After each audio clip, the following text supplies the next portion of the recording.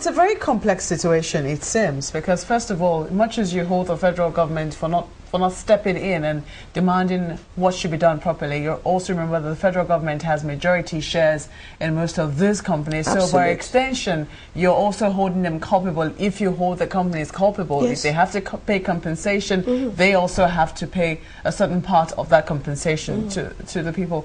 But they have also said that these things are usually, owing to sabotage, and most times when they want to come and clean up, it's another business entirely. They have to settle all the settlables, all the people who, the leaders there, who sometimes insist that don't clean it up, we'll clean it up ourselves, just give us the money. That is what they claim.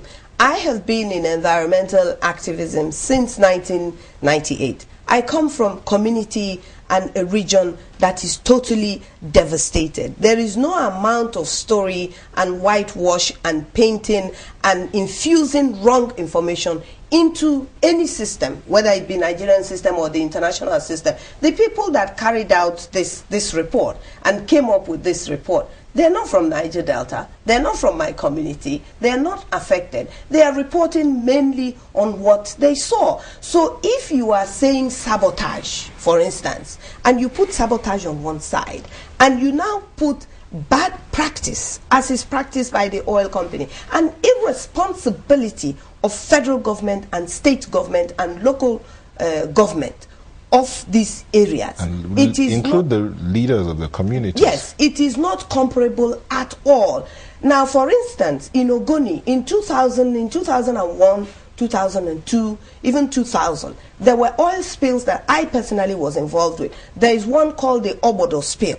There is another one that devastated about 14 to 16 communities because of the water. The water carries it all along. Now, what Shell does is they do things wrongly, or they give a photo image of what they are doing, which is the wrong thing to do. They set the oil on fire to stop it from moving further. Environmentally, that is worldwide, it is a practice that is not accepted.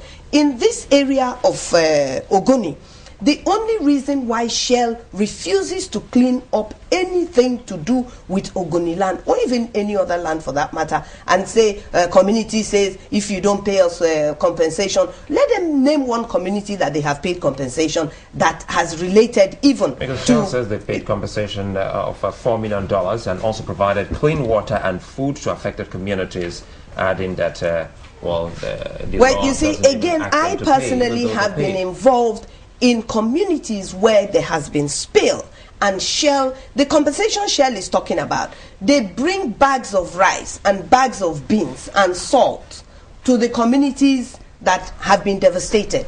And they, for instance, they will give to one community that is far away from the compensation something before they actually take it to, and this is all the process of divide and rule, to make the communities argue amongst themselves. And when you're dealing with people that are poor and neglected, you bring 10 bags of rice. Of course, it looks like 10 bags of rice in their eyes. There are families that use a bag of rice a month. So that's 10 bags of rice, 10 months feeding for one family. And yet when you take it to a community, it looks like it is something. So it is very degrading the way Shell even approaches and addresses these issues and say that the communities are saying, if you don't pay us. Very quickly, let's address this because we're really out of time. We also will be looking at another angle just now, but well, the communities, they said they just want two things, a cleanup as well as compensation. Now let's look at the cleanup now, away from the court ruling that has asked them to compensate. The cleanup, they say, would take almost 30 years. You think the communities where you also represent is okay with that? Of course it is. Of course it is not okay. Can it be done in less than 30 years? It can be done in less than 30 years.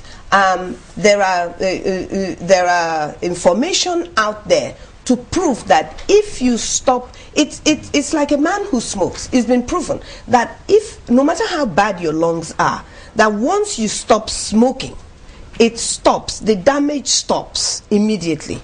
It may have gone too far for you to survive, but if you smoked for 5 years and you have stopped, then of course so it makes sense. It is possible that this spill up can be cleaned up in less than 30 years. So, and they must do something for them to be able to do it. Well, using your analogy, sorry, Sulaiman, using your analogy, and doing exploration and also the oil production has been stopped in Ogoniland now for quite a while. So, be that as it may, the question now is, how optimistic are you about this? Because they say it most likely will be in two phases. The first phase of 5 years. Do you think that the federal government and the state government and the local government and even the companies themselves, especially in the face of this kind of huge indictment, have the political will now to begin to clean up in these areas? That has always been the problem. The fact that government lacks political will to address issues that affect the people of Nigeria, government after government. And then you have a situation where they tell you that, oh, we need to go from 4 years to the next 4 years so that we can finish up what we have started. And even now we have the issue where governance is being looked at this particular critical time as to whether we're going to maintain the 4-year term. Tell us what you think about the single term quickly before we leave. Now you've started talking about this government 4 years and all that. Tell us your take on that. Well, I mean, the reason of mentioning it is purely to show very, very critically that we have perhaps wrong people in politics. There is no continuity, because if there is a determination for service of continuity to the people of Nigeria, it really shouldn't make a difference whether you serve 4 years and you go away, like the president is saying he will serve only 4 years and go away, or that it should be stretched to 6 years so that he won't be a participant in that process, or whether it should actually remain a 4-year term that guarantees another 4 years, whether you have done well or you have not done well. And he's a stakeholder. And this is his way of saying, this is one or part or the only solution that I have to this issue where people come into government and the next thing they're thinking about is how they're going to bring themselves back into government 4 years from the 29th of May. So all their focus... So what do you think? Which do you prefer? Well, quite honestly, it is up to Nigerians to decide what type of term they want for their governors, for their senators, and for the president. It is not really the president to decide, or the senators to decide, or the governors to decide. It is up to you and I. And I think at this point, Nigerians owe themselves that responsibility to make sure, and this is why I am an advocate for a sitting down conference about the constitution. Do you think we must change the constitution of Nigeria? Do you think that the presidents coming from the South region will have any influence whatsoever on the implementation of the cleanup plan? Do you think it's going to hurry it a little more? I mean, especially since it's we want to believe that it should, because if I were in his position, that is what I would do. I will not be apologetic. There are other areas of Nigeria that have issues of environment, whether it is somebody was informing me about the Jos Plateau, that there has been the tin mining of almost 100 years ago is still there. There is no compensation, there is no cleanup. Well, I am not even aware of that, quite honestly, till today. But then I've always given myself the excuse that I have environmental issues right in my backyard, and to expect me to know what is happening outside of there is too much, because I'm blinkered by what I am confronted with. So it is the responsibility of government. It is the responsibility. Why do we have a Ministry of Environment? If the Ministry of Environment will not look at the Jos Plateau and say it is our responsibility, or even the responsibility of the British government, after all, they did it, so they should be taken to court. But you see, we don't have politicians that have the will of the people as their priority. If we do, we won't even have the type of spills we have in Niger Delta that we're not. So the president, I believe as a person from the Niger Delta, that nobody knows better than the president what is good for his own people. So I am expecting that definitely this is a report that he will make sure that this thing is carried out, and carried out very, very quickly. And we that are in activism, in